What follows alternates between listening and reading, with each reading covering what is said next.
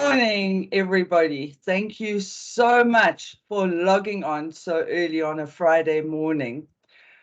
What I am hoping to achieve today with this session is to start a conversation, to give you the jargon to use when you are asking those experts, those IT nerds around you for advice and guidance.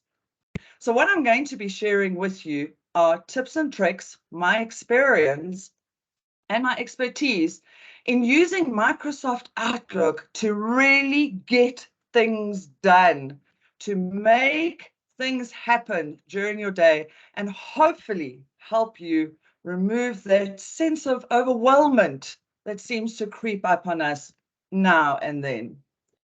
Ladies and gentlemen, I am going to speak for about 20 minutes and I'm going to show you hopefully some amazing tips and tricks inside Microsoft Outlook.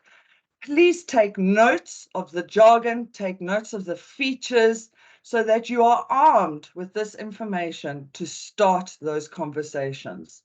For the last 10 minutes of this webinar, we will open it up to the floor and we will allow you to ask questions and start that conversation that I hope you will all start with those around you as you go forward. Let's get things done in Microsoft Outlook. I'm going to now share my screen and you should be able to see my Microsoft Outlook screen. I'm waiting for the link to update for some reason. There we go. It's updating. So you should be able to see my Microsoft Outlook screen. And you should now see that I have under favorites only 2 emails and 2 different email accounts that are unread. I make use of these favorites up here to manage my multiple email accounts that I need to look after. And the way that I do that is I very simply go in to the whatever account it is, and I go down to search folders. I right click on search folder, I ask for a new search folder, and I select unread mail.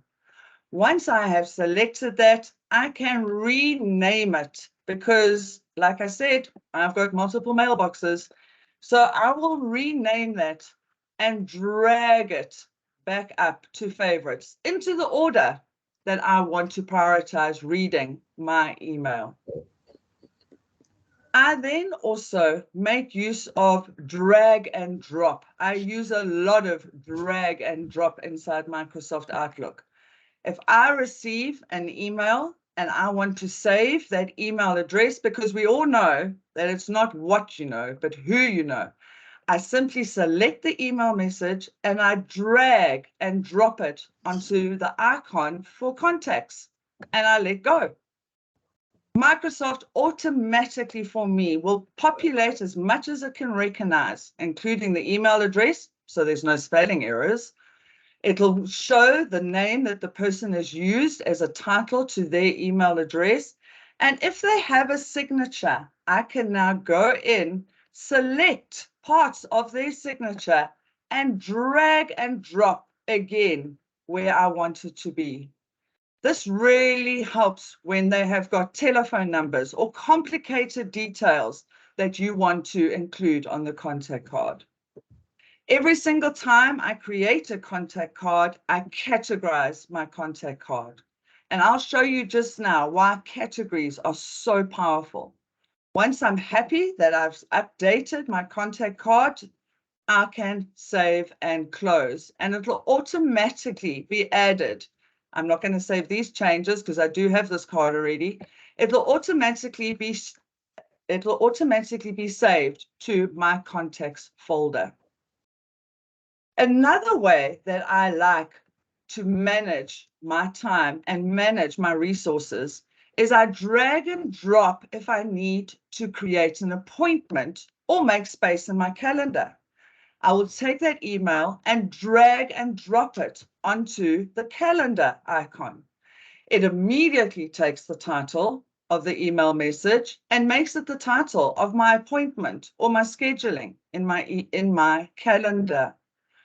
I can invite people. As soon as I do that, it obviously wants to know, do I want it as a Teams meeting? And I can say yes or no. I can then add to here the people that I want to include and in this meeting, or I don't have an invitation and I just schedule the time as an appointment in my calendar. I always make use of these icons so that I can identify if I need to travel out of the office or work somewhere else. This helps me manage my resources. And like I said, I always categorize everything in Microsoft Outlook, including those items that are going into my calendar. This gives my calendar a nice colorful overview, but also I will show you in a little bit how it serves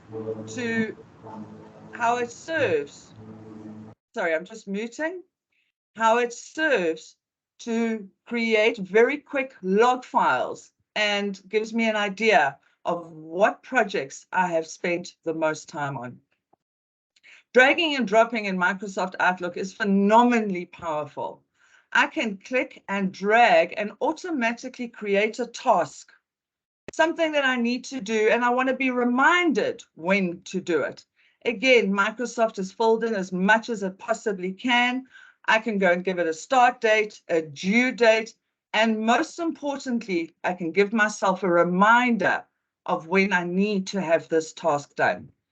When I am plotting and planning to get this task done and I open it to refresh my memory, everything regarding the email is still inside. So I have a great reference, just like when I drag and drop to the calendar, giving me a great reference what that meeting or appointment is all about.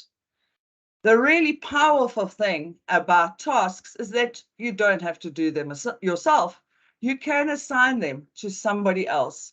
And if you send it on to somebody else, you can activate the features where it says you will keep a copy of their tasks, and you will be updated when they have finished doing that task.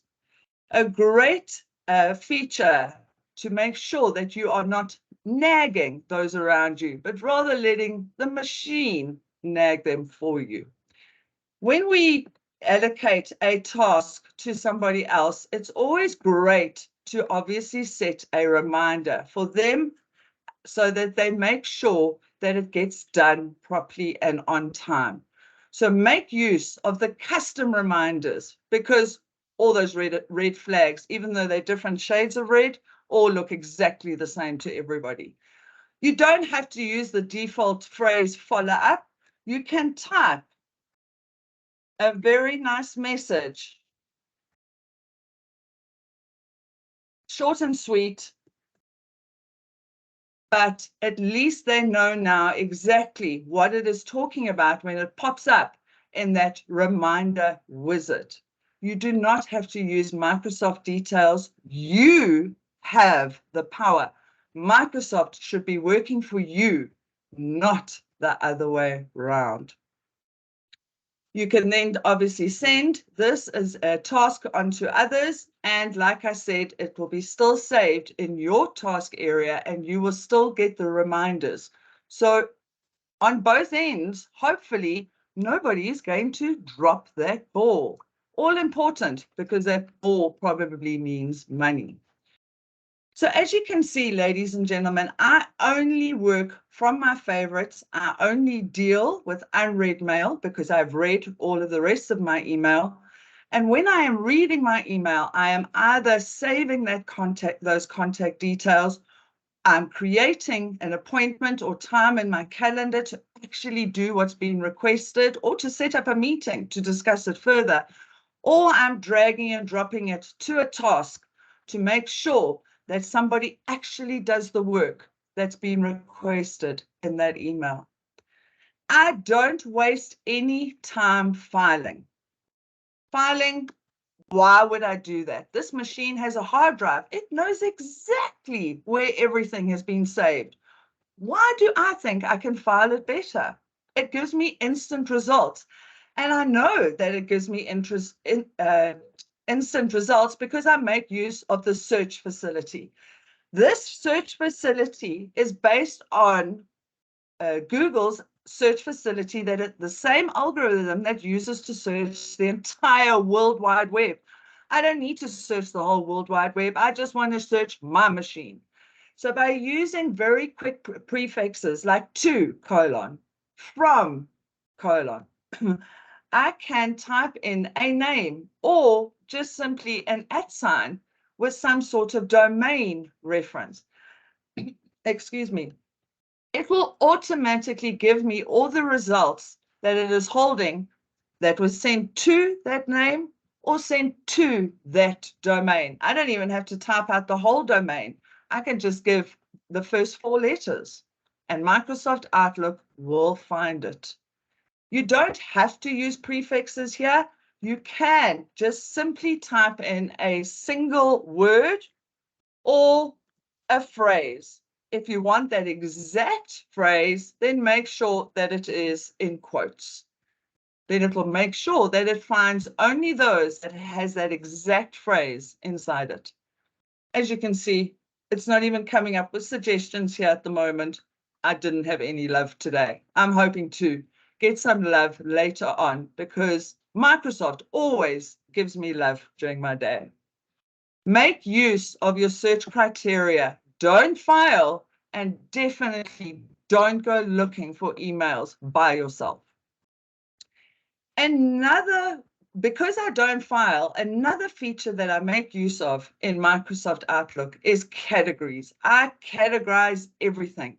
And as you can see now, it looks like I have been spending hours and hours of filing. Under each of these categories are the emails that are relevant to that category. The powerful thing about categories, ladies and gentlemen, let me just select one email. The powerful thing about categories is that you can apply more than one. They tick boxes. They're not radio buttons, and they definitely are not single yellow folders. So you can go and tick as many as you want. So if you need to know what region stuff happens in, plus you need to know who the client is, plus you need to know what month it all happened in, and you want to know what product it's happened in, you can apply 4 categories without a problem. And when you now go and sort by your categories, it will automatically appear, not as a copy, not as an extra email, and making your mailbox balloon. Not at all. All it's done is created a filtered view so that you can find it. Microsoft does not want you to be lost, so that you can find it under any category. As you notice, I've got no yellow folders in any of my Microsoft Outlook accounts, but I have hundreds of categories. The great thing about categories is you can make as many as you want, and you don't have to delete them after you've finished using them. They will just slowly but surely go to the bottom of the list. I do exactly the same in my calendar. I categorize absolutely everything so that at a glance, I can see what is going on. The other great thing about this is when I go and change my view to list view, it shows me everything under these categories.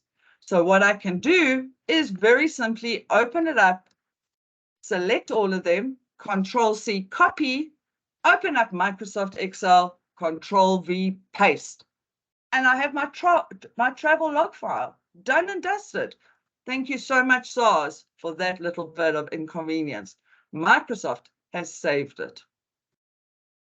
Use categories for absolutely everything in Microsoft Outlook. It'll keep you organized and it'll help you identify things so much quicker. When I categorize all of my contacts, I now know that if I go to a contact list, let's call on the Avengers, we need them.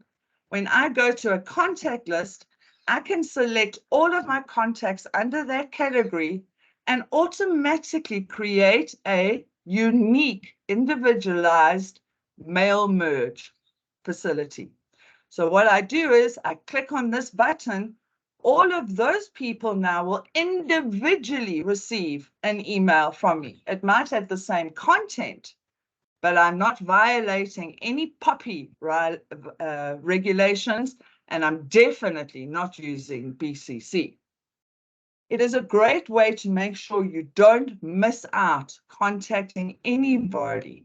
You don't miss that most important person off your list who's going to give you either that great business deal or that very special Christmas present.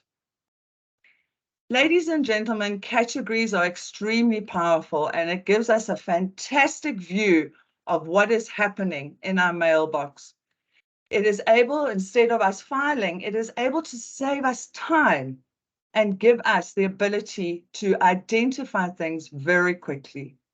If you categorize an email and send it on to somebody, you're spreading your categories. You're not going to violate their categories. So don't be shy about categories.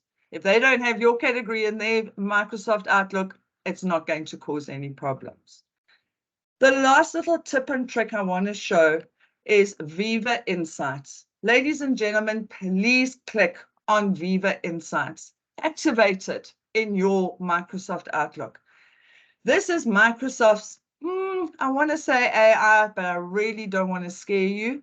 But what I do want to highlight for you is with Viva Insights, Microsoft Outlook starts to watch your working habits. And what it does is it picks up words that you are using in your email messages. If you use the words, I'd love to hear from you tomorrow, or it was great talking to you today, should we follow up on this project next week? Viva Insights holds on to that information, and then next week pops up with a little reminder saying, you promised to get back to this person. Do you want to do that today, or should we schedule some time? Viva Insights also watches how you work in Microsoft Outlook using your calendar and your activity on your machine. I have been reminded by Viva that I'm spending too much time on my machine and not allowing enough time in my calendar to eat. It is a fantastic tool that just helps us manage our productivity and reminds us about those little things that we possibly allowed to slip through the cracks just that once this time round. Ladies and gentlemen, I hope that this has given you some idea of the power of Microsoft Outlook and how easy it is to use. Drag and drop, that's all I have to do. Yes, ma'am, that is all you have to do. Categorize instead of filing and to multiple categories, absolutely. Please let go of those yellow folders and make use of the really quick access features that Microsoft has already built into Microsoft Outlook. I promised that I would only speak for 20 minutes. I have done that. So what I'd like to now do is give you all the opportunity to ask questions. You can either make use of the chat box or you can make use of your microphones. I am enabling them at the moment because I noticed that the webinar has switched them off. Anybody want to take the floor? Anyone got any questions or comments, any features that you would like to highlight?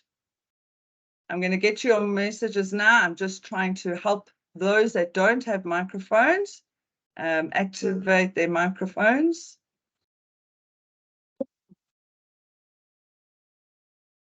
Nicolene has asked a question. How do you work with unread emails? Nicolene, like I said, what I do, and I'm going to quickly share my screen again so that you can see it in action. What I do is I will go to that unread email, wherever it's sitting in whatever mailbox. I will have a look at that unread email. I will decide if I want it. If I don't want it, I'm just going to hit delete. Delete is a folder. It's not a dustbin.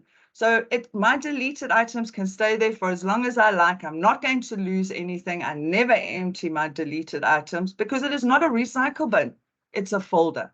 So if this isn't relevant to me, I hit delete. If it is relevant to me, I immediately go and categorize it. Once I've categorized it, do I have this email address? Yes or no? I drag it onto contacts. I come back.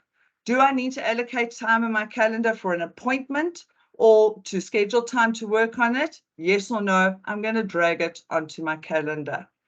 Once I'm happy that I've done that, I will move on to my next email. Because when I come back to my inbox, it's all under the categories already. And I will then follow up in order of importance for me, each category every single morning or every single afternoon again. I hope that answers your question, Nicolene. I just want to quickly see if there was any more other points in the chat that I can answer. Can the follow-up feature be used for external emails? Yes, Peter, it definitely can. You can send emails to anyone, and that reminder will pop up on both their side and your side if you have done it in a task.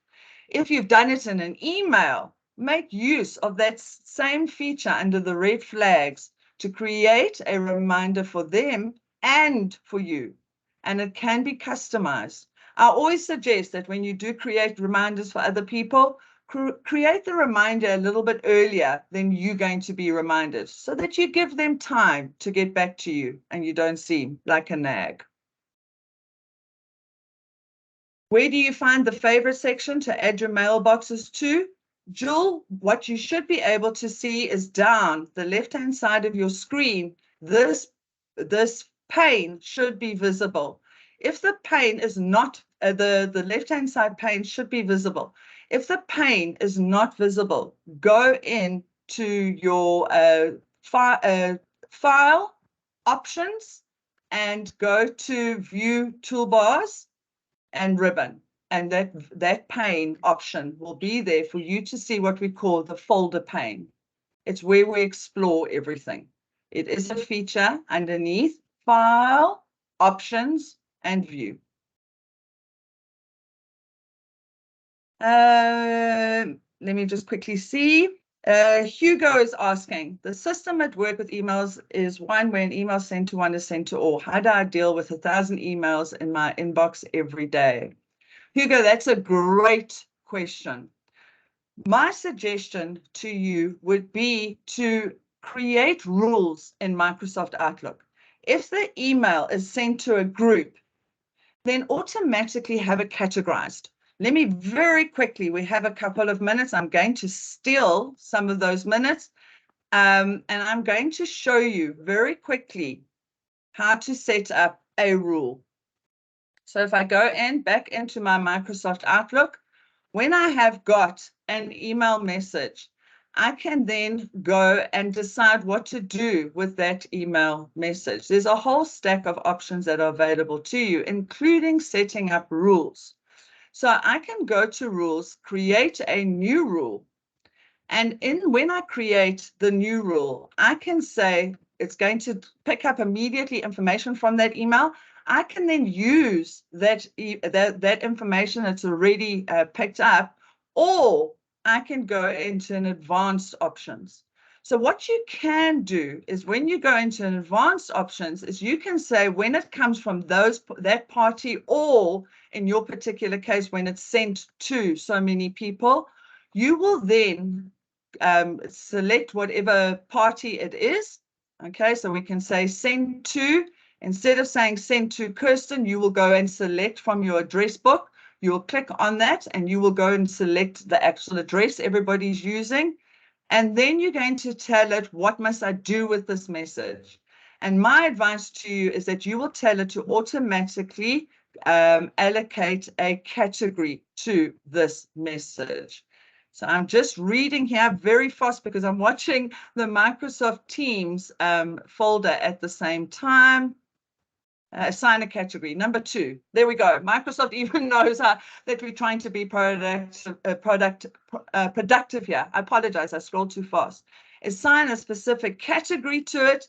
Hugo, I would go and select a category that you've created. And so when you go back to your inbox and view all of your inbox as categories, by category, not by date, you will see all of those emails that you don't necessarily have to immediately respond to sitting under the category that you've created. And then you can go and read those at a later stage, whereas all of your other relevant emails that are for you specifically or personally are still waiting there for you to be for you to read.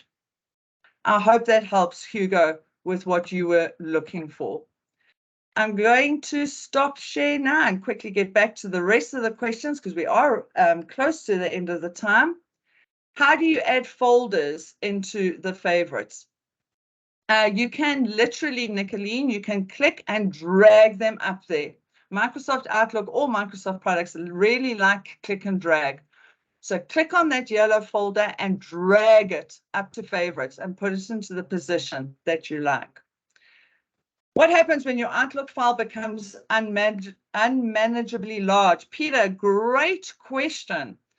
You should be using Auto Archive. This is already available to you in Microsoft Outlook. It is very easy to set up. It is under File, Tools, and when you go into Auto Archive, it's going to ask you what date you would use as a cutoff. So you can say anything that's older than 30 days, 60 days. So everything that once it turns 30 days old or 60 days old, and when I say it turns that old, it means you haven't printed it, you haven't opened it, you haven't replied to it, you haven't forwarded it for 30 uninterrupted days. So it's not going to archive anything you're currently working with. It will automatically archive it to a PST file on your machine in this version of Outlook. And that Outlook file is found under Documents in Windows. So if you go to Documents in Windows, you will see a folder called Outlook Files. You can very simply copy that onto an external hard drive to have a backup of your archives. The good news is when you search in Microsoft Outlook, it doesn't leave those archives out. So you don't have to worry that you're not going to be able to find an email. Microsoft's Outlook search algorithm will definitely be looking in that folder for you as well. So you don't have to worry. Thank you so much, everybody, for your really awesome questions. I noticed that our chat bar has now gone quiet. Is there anyone in the room that would rather use their mic to ask a question? If your mic hasn't been activated, I can activate it for you. Please just raise your hand if you would like to ask a question. I don't see any hands raised. I would like to then end off this session. Thank you so much for logging on today. It really and truly has been a great pleasure hosting you. And thank you so much for the amazing questions. It has made it a really good interactive session. I hope that you are now armed with some jargon, with some words that you can now go forward and have those conversations with your IT departments and your other IT experts around you. Please keep a lookout on social media and through my email address for you to join us on any other upcoming webinars. I'm going to be covering all of the Microsoft apps just to give you some pieces of jargon that can help you have conversations and get Microsoft to work for you instead of the other way around. Have a super weekend, long weekend for some of us. Bye, guys. Bye. Thanks, Kirs. Bye. Bye. Thank you, Nikki.